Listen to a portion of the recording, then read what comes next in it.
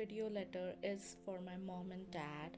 Today, on their 29th marriage anniversary, I have written this for them. I will read it out. प्रिय mummy आणि पप्पा, तुम्हाला लग्नाच्या वाढदिवसाची खूप खूप शुभेच्छा.